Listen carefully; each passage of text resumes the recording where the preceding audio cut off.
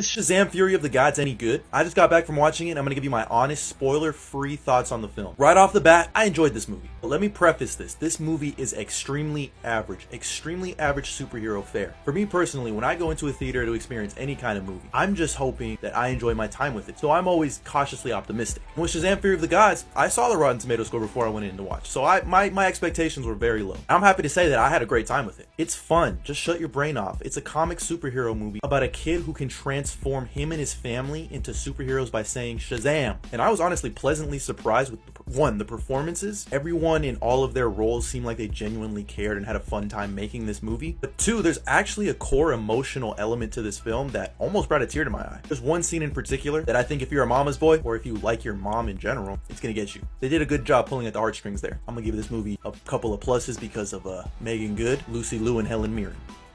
Zachary Levi really owns this role. He is Shazam. That's what I'm going to associate with him now instead of Chuck. Although I did find it weird how whenever he's Billy Batson, he acts way more mature than when he's Shazam. Jack Dylan Grazer is there, loud as ever. I love him though. I actually really enjoyed his chemistry with Rachel Ziegler's character. That dynamic worked well for me. Honestly, the Shazamly had more to do in this movie than the last movie. Lucy Liu and Helen Mirren are cookie cutter villains. You've seen them in every movie before. And honestly, the one superhero movie that comes to mind to compare this movie with is Thor: Love and Thunder. There are a lot of jokes. A lot of ill-timed jokes that take away emotional stakes. But you want to know what else this movie has? Shazam fighting a dragon in a city. I also need to give a shout out to Jamon Hansu. He's having so much fun in this role, and he's just such an underrated actor that I always need to call him out in everything I see him in. That was a key aspect that I did enjoy as well in this movie. They dive deeper into the Greek mythology, and me being a big fan of Greek mythology, I appreciated that. There are a lot of surprises in this movie, some of which have been ruined by marketing, but overall, it's just another fun, enjoyable superhero movie. And for 2 hours, I was satisfied. Not as good as the first movie. I'll watch that one 10 times over before I watch this one again. It felt like Warner Brothers knew this movie wasn't going to do well. I mean, just look at the way it was marketed. In a world where we live now, where we don't know what DC property connects to what, Shazam Fury of the Gods is here for a good time, not a long time. If you're a huge Shazam fan, watch this in the theater. If you're not, just wait for it to hit HBO Max. I do find it funny how people who didn't like Quantumania like this movie for some reason. I thought we were supposed to be expecting the best from every movie we go into. But hey, drop a comment down below. Let me know if you're going to be checking out Shazam Fury of the Gods. And as always, like and follow for more.